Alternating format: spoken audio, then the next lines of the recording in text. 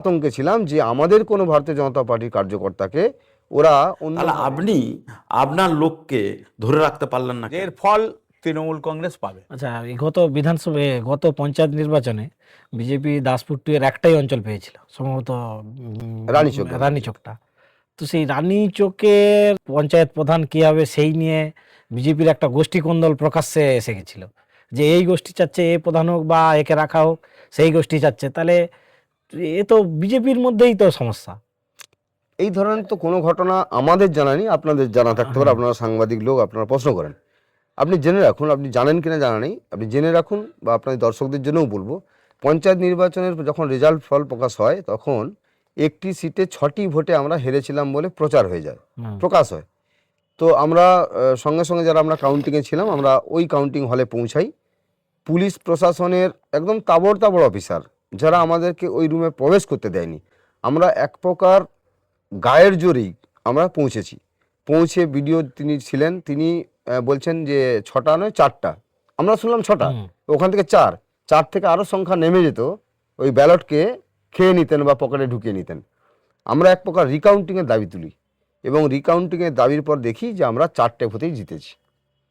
তো এটা এই কারণেই, যদি আমরা এটা না করতাম তাহলে পঞ্চায়েতটা আমরা হেরে যেতাম, কারণ একটা সিটের ব্যবধান ছিল। তৃণমূল কংগ্রেস পরে বুঝেছিল যে এদের সংগঠন এবং সাংগঠনিক জোরের মধ্য দিয়েই আমরা ওই পঞ্চায়েতের সংখ্যাগরিষ্ঠতা পেয়েছিলাম। আপনি যে প্রশ্ন করছেন এ প্রধান হলে ভালো হতো, ও প্রধান হলে ভালো হতো, এমন কোনো বিষয় ছিল না। আমরা আতঙ্কে ছিলাম যে আমাদের কোনো ভারতীয় জনতা পার্টির কার্যকর্তাকে ওরা অন্যভাবে যদি সংখ্যাটাকে কমিয়ে দেওয়ার চেষ্টা করে, তার জন্য আমরা ইউনাইটেডলি একটা জায়গায় আমরা রেখেছিলাম। কারণ তৃণমূল কংগ্রেসের কালচার সম্পর্কে আপনাদের জানা আছে যে ওরা কী করতে পারে।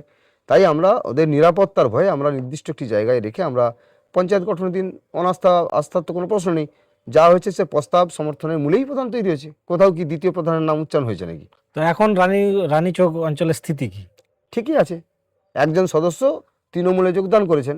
আর আপনি জানেন যে একটা সদস্যকেও আপনারা রাখতে পারলেননি একটা অঞ্চল পেয়ে।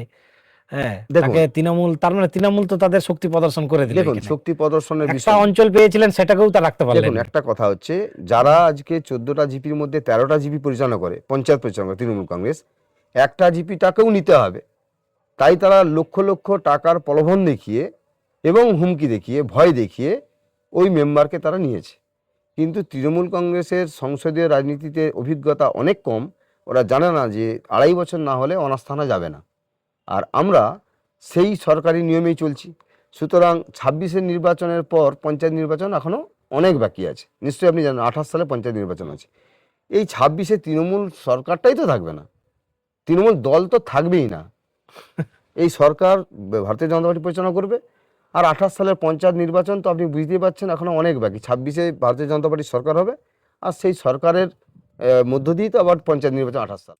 আচ্ছা, তৃণমূলের বিরুদ্ধে একটা অভিযোগ আছে, মানে ধরুন গত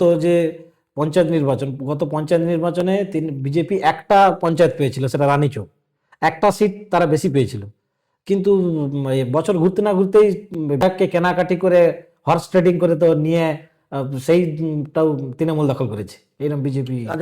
আচ্ছা ধরুন একজন বিজেপি থেকে নির্বাচিত হয়ে প্রধান হয়েছে, তার মেম্বারও বিজেপি, আপনার কথা অনুযায়ী তাকে তৃণমূল কংগ্রেস টাকা দিয়ে কিনে পাল্টে নিয়েছে, তাহলে কেমন বিজেপি অভিযোগ করে? অভিযোগ, আবারও বলছি অভিযোগ, যদি অভিযোগ ধরেই নিন তর্কের খাতিরে, তাহলে আপনি আপনার লোককে ধরে রাখতে পারলেন না কেন? কাকে আপনি টিকিট দিয়েছিলেন যিনি আপনার দলের প্রতি তার আনুগত্যই নেই? তাহলে এবং আরেকটা বললেন যে টাকা দিয়ে, এই যে টাকা দিয়ে এই গল্প কোথাও প্রমাণ আছে? মানুষ যদি ভালোবেসে কেউ রাজনৈতিক দল পরিবর্তন করে, ধরুন একটি রাজনৈতিক দল থেকে আমাদের দলে কেউ গেল, বা আমাদের দলে আসার পর যদি তিনি বলেন যে মমতা বন্দ্যোপাধ্যায়ের আদর্শে দীক্ষিত হয়ে আমি এসেছি, তার দায় কার? তাহলে তাদের যে নীতি, তাদের যে আদর্শ ঠিক মতো তাদেরকে বোঝাতে পারেন। আমাদের পঞ্চায়েত আছে রানীচকের ব্যাপারটা, সেই রানীচকেও আমাদের উপপ্রধান ছিল, বিজেপির ভোটে জিতেছে। আপনাকে আগেই কেসিআরির ঘটনা বলেছিলাম, 18 সাল থেকে পঞ্চায়েত সমিতি পাওয়ার পরেও তাদেরকে বোর্ড গঠন করতে দেয়নি। তৃণমূল কংগ্রেসের এটা কালচার হয়ে গেছে।